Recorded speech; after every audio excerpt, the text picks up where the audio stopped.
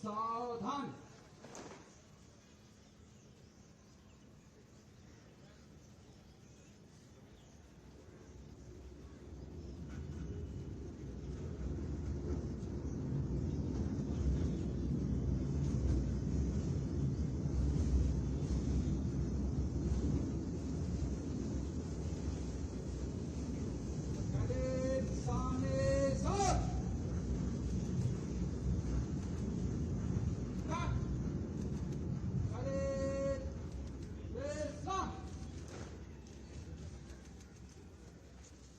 के साथ मैं माननीय मुख्यमंत्री जी से अनुरोध करूंगी कि आज के शुभ अवसर पर हम सब आपका स्वागत करते हैं और हम सभी का प्रणाम आप स्वीकार करें।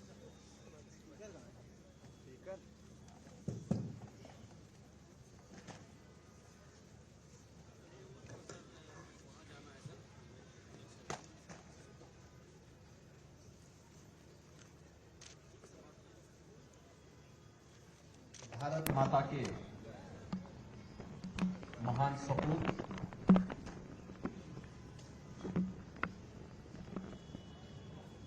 भारत की इस आजादी के महानायक नेताजी सुभाष चंद्र बोस की आज पावन जयंती है। इस अवसर पर मैं प्रदेश सरकार की ओर से और प्रदेश की 25 करोड़ जनता जनार्दन की ओर से नेताजी सुभाष चंद्र बोस को देश के लिए, उनकी सेवाओं के लिए, युवाओं में ऊर्जा भरने के लिए नमन करते हुए विनम्र श्रद्धांजलि अर्पित करता हूं। हम सब जानते हैं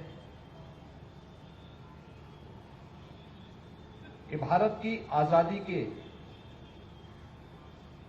आंदोलन के दौरान भारत के युवाओं को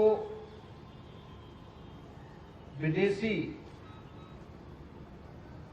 हुकूमत के खिलाफ एकजुट करके लड़ने की एक नई प्रेरणा नेताजी ने दी थी। न केवल भारत में बल्कि भारत के बाहर भी कैसे हमें देश की आजादी की लड़ाई को आगे ले जाना है,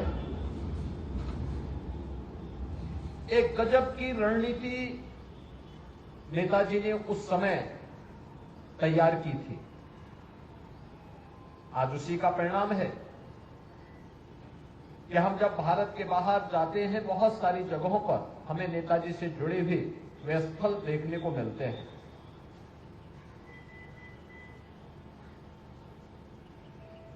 उस समय युवाओं का आह्वान करते हुए नेताजी ने जो आह्वान किया था,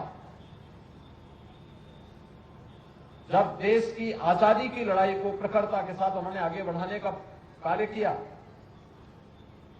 और आजाद हिंद फौज का गठन किया, तो उन्होंने भारत के नौजवानों को एक ही आह्वान किया कि तुम मुझे खून दो, मैं तुम्हें आजादी दूंगा।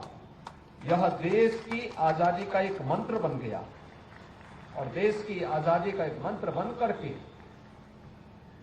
लाखों लाख युवा देश की आजादी के लिए अपना सर्वस्व न्यौछावर करने के लिए तैयार हो गए। न केवल युवा बल्कि हर भारतवासी आजाद हिंद फौज के नेतृत्व में लड़ी जाने वाली इस लड़ाई का हिस्सा बना और न केवल भारत में बल्कि म्यांमार में, सिंगापुर में, दुनिया के तमाम अन्य देशों में उन्होंने इस लड़ाई को बड़ी प्रखरता के साथ बड़े प्रभावी ढंग से आगे बढ़ाने का काम किया।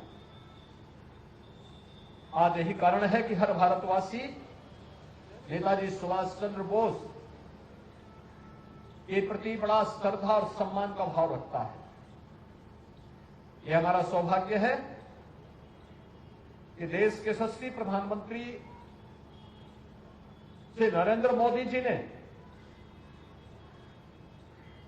नेताजी सुभाष चंद्र बोस की पावन जयंती को देश के अंदर पराक्रम दिवस के रूप में आयोजित करने और एक साप्ताहिक आयोजन इसके साथ जोड़ने का कार्यक्रम बनाया है। नेताजी भारत के शौर्य और पराक्रम के प्रतीक रहे हैं और उन्होंने भारत के युवाओं को भारत के इस पराक्रम के साथ जोड़ने का काम किया।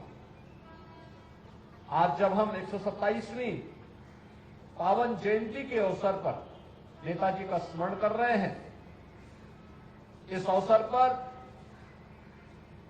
हमारी सुरक्षा की रणनीति क्या होनी चाहिए, आंतरिक हो या बाह्य सुरक्षा, इस स्थितियों में सक्षम भारत हम सबके सामने है।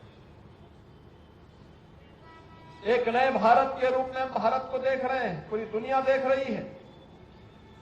एक वर्ल्ड पावर के रूप में भारत स्थापित हो रहा है। भारत की इस वर्तमान स्थिति को इस पराक्रमी भारत के माध्यम से आगे बढ़ने के प्रेरणा स्रोत नेताजी सुभाष चंद्र बोस हैं। मैं इस अवसर पर एक बार फिर से उनकी स्मृतियों को नमन करते हुए नेताजी को देश के लिए उनकी सेवाओं के लिए कोटि कोटि नमन करते हुए